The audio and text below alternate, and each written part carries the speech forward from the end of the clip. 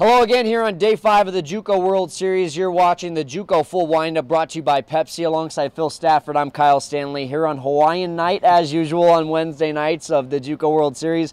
Anything but Hawaiian weather. Of course, we've been dealing with some rain clouds all week long, but some great games. Absolutely. Our nightcap game was the winner's bracket game between Walters State and Northwest Florida State. This one was interesting because Northwest Florida has come into this tournament unranked. They beat the #1 team, Iowa Western. Now they're taking on Walters State, which is #2. Let's see how this one turned out. If our nightcap was a UFC fight, it would be classified as a heavyweight bout. These two teams have combined for 51 runs in 5 games. Keep in mind, Walters State is second in the tournament with a .960 fielding percentage, and Northwest Florida State has the best team ERA in the series at 0.78. Prior to game time, it's Tommy Brunick taking the GoPro around Walters State. Hell yeah. Bet on Sports. Man, this thing is heavy as hell. We're coming live from Tommy Brunick, the baddest catcher in the league. Make you understand. You think this thing will pick me up singing? That you love me. The music out here is just outrageous. I've been singing, so it's gonna be awesome. It's really heavy. Makes my head feel bigger than it already is. I'm off. Get in there, baby. There are gonna be more people here. Hey, pal, how you doing? No, give me a hug, give me a hug. Come on. Yeah, that's right. You want to sign that? Who's this one? 17? It's a good number, isn't it? I swear to God, if you miss this. Beautiful pitch. Beautiful. Hey, quit complaining. You're on camera. What?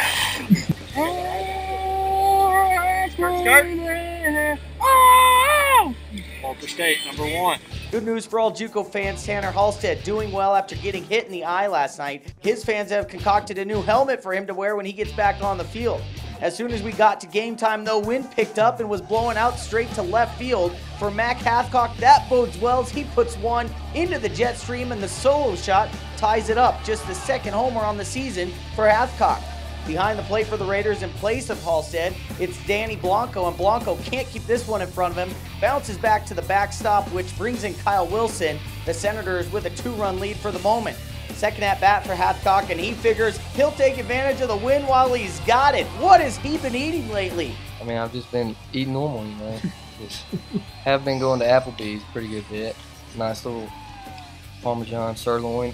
That puts the Raiders ahead by the run. The slugfest continues in the third. Braxton Brinkley with the 2-out knock up the middle to tie the game at 5s. This one's going to come down to the final punch. Raiders aren't afraid to return the favor. Onyx Martinez playing with a sprained ankle, so he's DHing, and why not go to left field as well? Total of 5 dingers in the game, and 4 of them belong to the Raiders.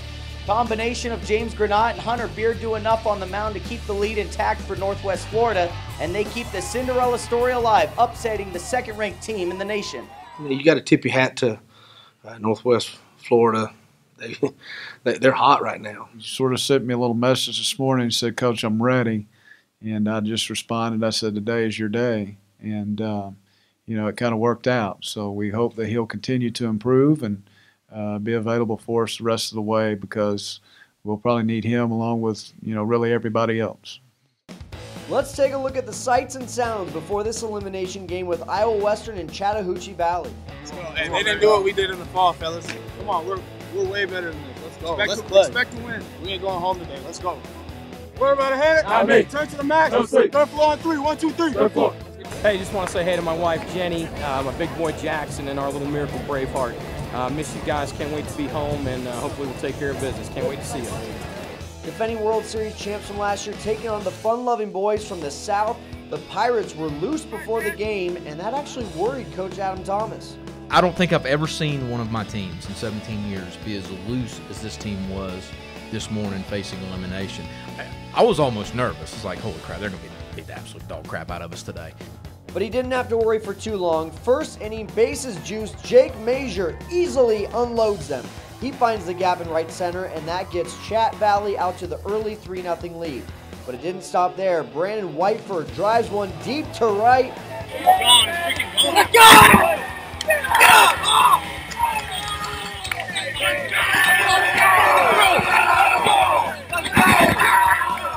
Oh, by the way, that ball hit a car. Thanks to the NJCAA TV crew for this shot. And Whiteford says sorry, wishes he could make up for it. I don't think I have enough money to pay for it, so unfortunately not. Bryce Conley got the ball for Chattahoochee, and it was interesting to say the least. First inning, walks the bases loaded and gets out of a jam with a strikeout. Second inning, he walks the bases loaded, then walks in a run. So that's 7 walks and no hits allowed through 2 innings. But his offense did work all day long. Will Campbell in the 3rd inning drives one off the left field wall. Major scores to make it 7-1. Then some controversy in the bottom of the 3rd. Iowa Western trying to climb back into it. Tyler Cropley takes a slider off the left arm to force in a run, but the home plate ump says not so fast. In his eyes, Cropley leaned into it. Raritan, not happy. I was just defending my kids, and you know, it's a 14-2 ball game. I don't think that was a deciding factor.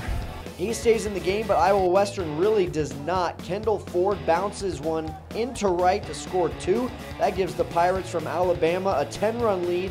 And then later in the 5th, Ryan Hagan decides to get in on the action, was 0 for 3 until this swing of the bat. And Chattahoochee shocks the defending champs with a 14-2 win. But Coach Raritan and his boys keep their heads high after this loss.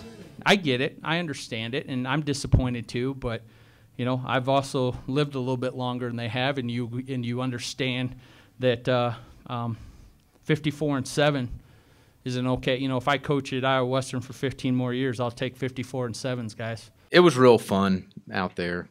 God, that's so cliche. You know what? That was great for our program.